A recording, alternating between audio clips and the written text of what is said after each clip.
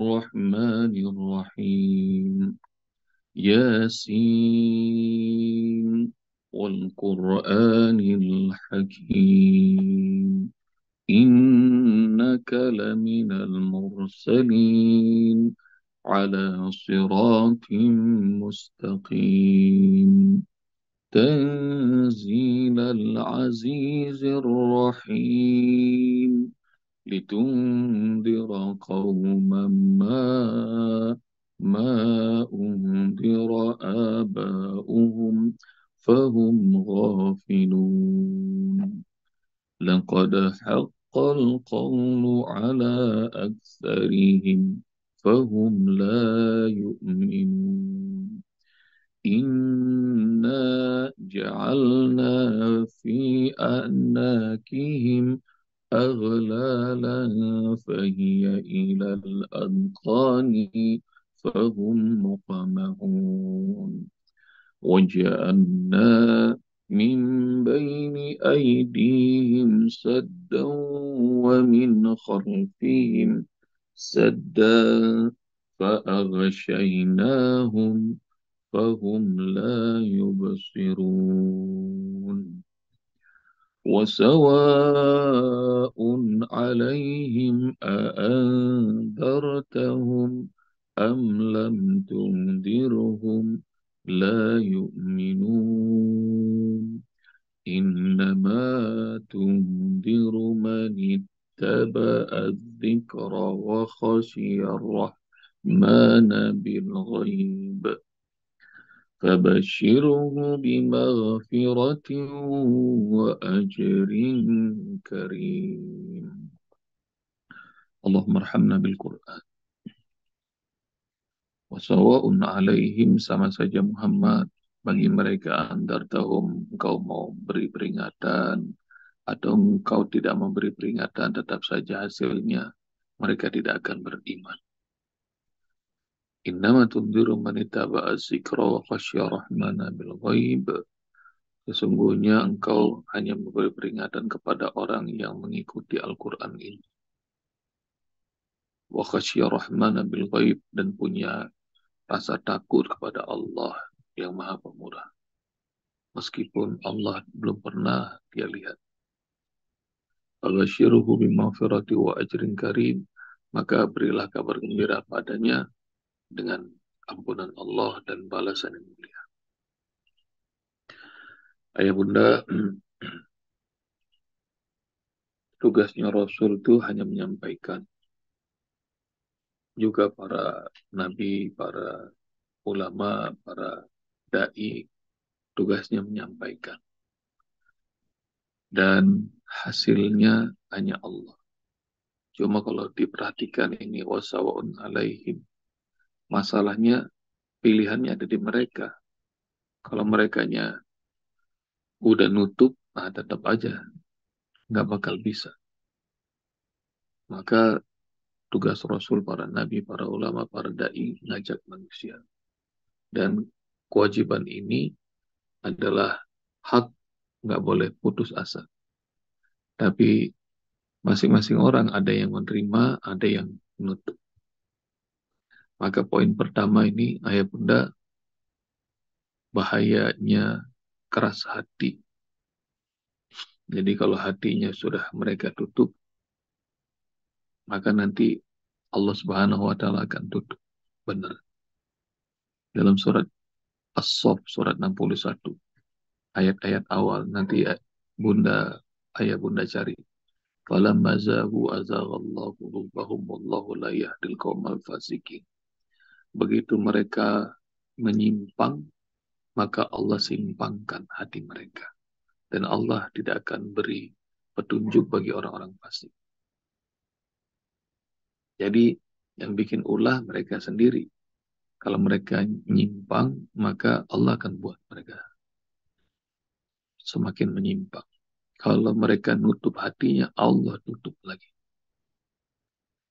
Ada orang yang hatinya keras. Ini bahayanya keras hati. Ya. Nanti ya bunda cari ayat 70-an dalam surah Al-Baqarah. Summa qasat qulubuhum min ba'di dzalika fahiya kal hijarah au asyaddu qaswah. Lalu hati mereka menjadi keras seperti batu, bahkan lebih keras lagi dari batu. Ada orang yang hatinya, kata Allah, lebih keras lagi dari batu.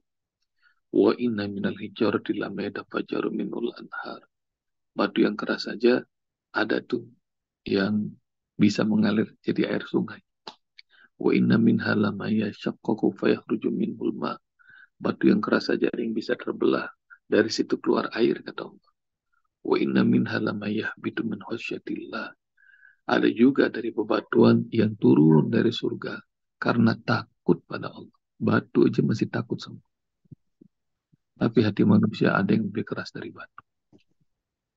Nanti ayah bunda cari itu. Bahayanya keras hati. Enggak, bukannya Allah yang pengen mereka jadi tersesat, tapi mereka sendiri.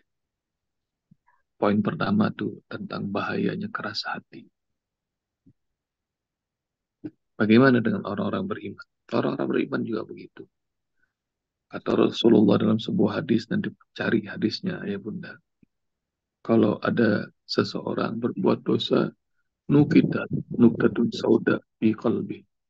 Nanti akan ada satu titik hitam yang akan Allah masukkan ke hatinya kalau berbuat dosa.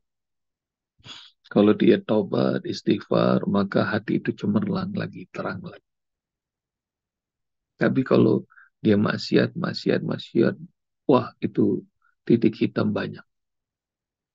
Kalau titik putih kan di paru-paru waktu lagi COVID banyak ya.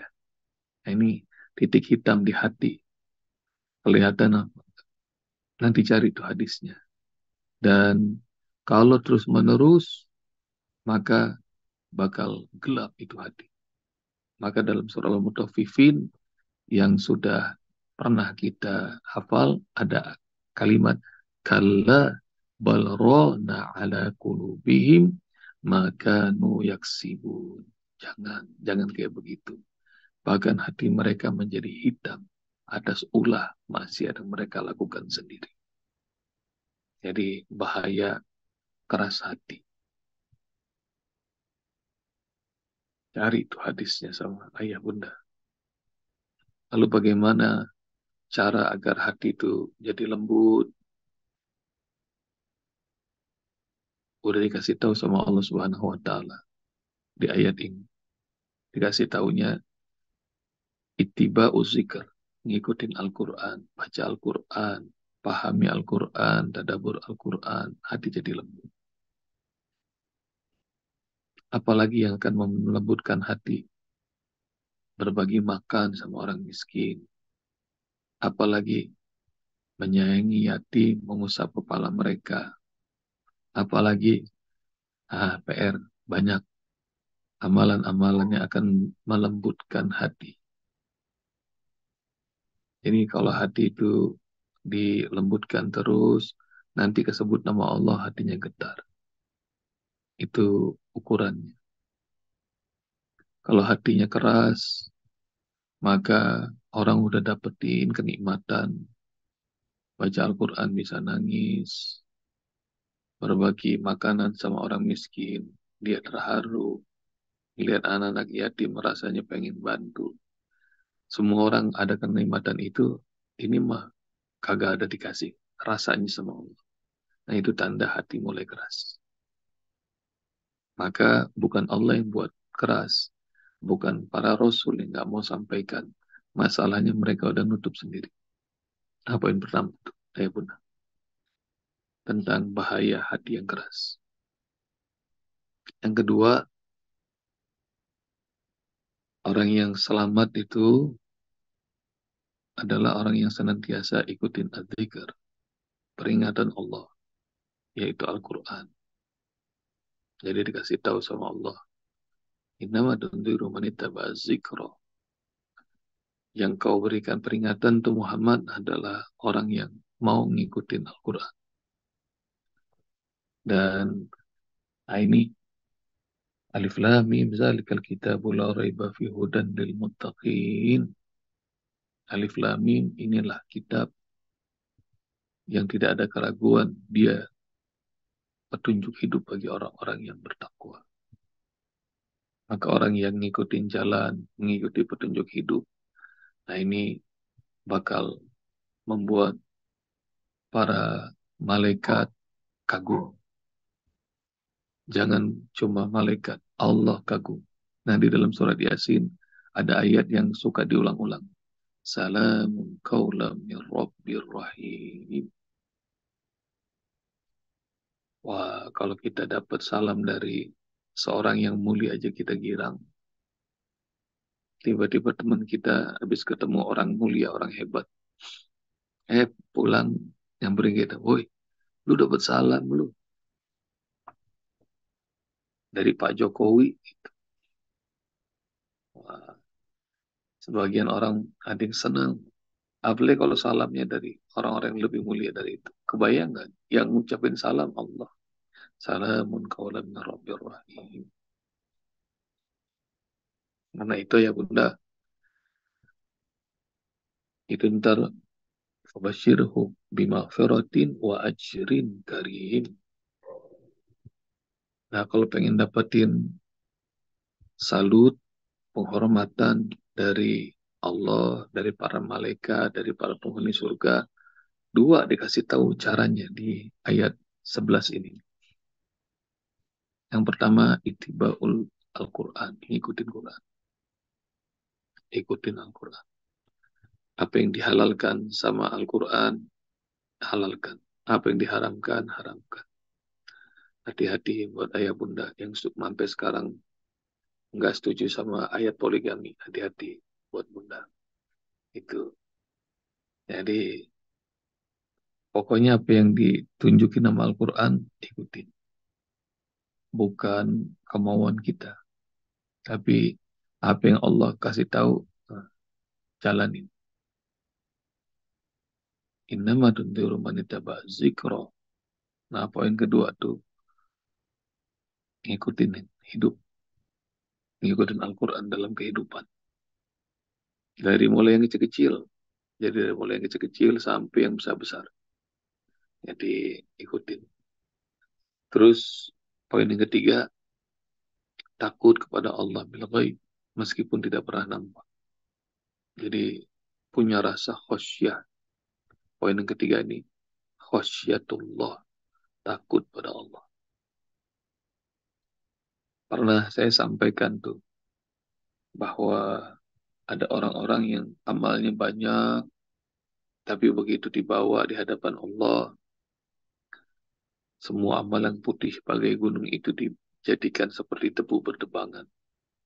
Para sahabat kaget, termasuk Sauban, sambil mengatakan pada Rasulullah, "Ya Rasulullah, tunjukin kepada kami siapa orangnya itu. Apa amalannya? Kok bisa amal soleh sebanyak itu hancur, lenyap?" Allah Subhanahu Rasulullah SAW memberitahukan bahwa innahum min jildatiku. Mereka itu dari kualitas kalian para sahabat, ibadahnya, ketakwaannya. Tapi kalau mereka lagi dalam keramaian, mereka orang-orang soleh. Tapi kalau dalam kesendirian, mereka melakukan maksiat pada Allah Subhanahu wa Ta'ala. Maka amal-amal jadi hancur. Kayaknya mungkin sepekan dua pekan yang lalu saya minta ayah bunda cari hadis itu dan sudah ketemu. Jadi Masya Allah. Ini disebut khasyatullah bil ghaib, takut sama Allah. Dalam kondisi enggak pernah melihat Allah. Umar bin Khattab dalam hidupnya ya bunda pernah dapati dua kejadian. Dua kejadian hamba-hamba Allah yang biasa, yang sederhana tapi takut kepada Allah. Yang pertama dengan pengembala kambing. Kambing banyak segala macam. Lalu kemudian Umar nanya, boleh nggak saya minta susunya? Ini kambing segini banyak, ada ratusan. Nggak boleh, ini bukan punya saya.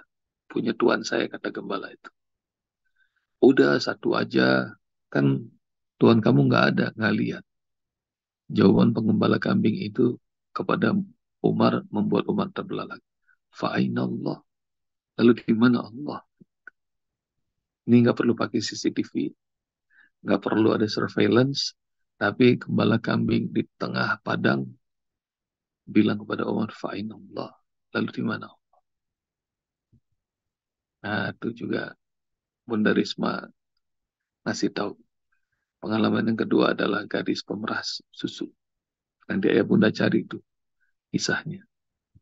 Kalau tadi gembala kambing, kebiasaannya Umar bin Khattab kalau malam-malam tuh suka jalan, suka sidak, nggak perlu pakai pencitraan, nggak perlu ada peliputan, nggak perlu jalan. Lalu kemudian di antara rumah-rumah yang gelap, ada rumah yang masih terang, lampunya masih nyala. Terdengarlah percakapan dua orang perempuan antara ibu dan anaknya yang gadis. Dan rupanya ibu ini penjual susu. Lalu kemudian ibu ini bilang kepada anaknya, nak, udah dicampur belum susu dengan air? Ayah bunda mungkin sudah tahu cerita ini. Lalu kemudian anaknya, enggak. Ibunya ngulangin lagi, udah dicampur belum susunya dengan air? Karena besok mau kita mau jual. Lalu kemudian anak perempuannya mengatakan, tidak boleh, Bu. Nanti Khalifah Umar kalau tahu, nah, akan marah. Nah, lalu kemudian ibunya mengatakan, nggak ada. Umar nggak bakal tahu. Lalu di mana Tuhannya Umar?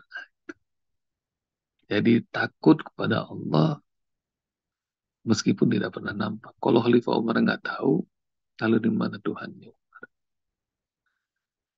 Lalu kemudian terus masih cekcok, ibunya maksa, anaknya nggak mau. Dan yang terjadi adalah, nah itu, ayah bunda sekalian rahmati Allah Subhanahu Wa Taala. Umar kemudian mengetuk pintu dan ketakutanlah ibu ini. Lalu kemudian Umar nggak marah, Umar tidak menghargai. Ini bukan urusan negara ini, urusan cuma satu pedagang doang. Tapi Umar, masya Allah, Umar bilang ini, Bu izinkan saya meminang putri ibu untuk salah satu putra saya. Dan ayah bunda tahu nih, karena ketakwaan ini, khosyatullah bil ghaib, anak itu dinikahkan dengan putranya Umar. Nanti cari ya, siapa nama putranya Umar. Lalu di pasangan yang mulia ini, lahir anaknya, lahir cucunya, jadi khalifah kelima. Namanya Umar Ibnul Aziz. Umar Ibnul Aziz. Jadi Umar bin Abdul Aziz. Jadi Masya Allah. Ini khalifah yang amat terkenal, khalifah kelima. Yang terkenal waro, yang terkenal menjaga diri, dan lagi-lagi karena tetesan takut kepada Allah meskipun nggak pernah kelihatan, Umar bin Abdul Aziz, kisah yang paling hebatnya adalah kalau anaknya datang, pengen ngobrol sama bapaknya, ditanya sama bapaknya, ini urusan tentang negara apa urusan tentang keluarga kita, nak? Nggak mau ngobrol tentang keluarga. Sebentar. Semprongnya dimatiin. Lampunya dimatiin. Karena minyaknya dibeli dari uang negara. Allah. Kayak begitulah. Khasyatullah bil ghaib. Pantas orang yang dua ini bisa punya dua ciri ini. Satu, ittiba'ul Quran. Yang kedua, khasyatullah. Maka mereka akan bimahfiratin, dapat ampunan wa ajrin karim, dan mereka akan dapat balasan yang mulia. Gak cuma malaikat mempersilakan masuk surga, tapi balasan yang paling mulia adalah salamun kaulan min rabbir rahim. Allah aja ngucap salam. Allah bilang selamat, selamat ya. Dan kalau Allah yang sudah ngasih selamat, ngucap salam, Masya Allah. Gimana tuh kita ngebalasnya? Ngebalasnya begini, ayah bunda. At-tahiyatul mubarakatuh salawatu thayyibatu lillah. Jadi Rasul aja nggak bisa mengucapkan salamun alaikum kepada Allah. Jadi ucapannya at-tahiyatul mubarakatuh salawatu thayyibatu lillah. Kalau buat Allah. Apa artinya at-tahiyatul mubarakatuh salawatu thayyibatu lillah? At-tahiyat segala bentuk pemujaan. Al-mubarakatuh yang penuh dengan keberkahan. Salawatu dan segala macam pujian. At-tayyibatu yang baik-baik lillah buat Allah.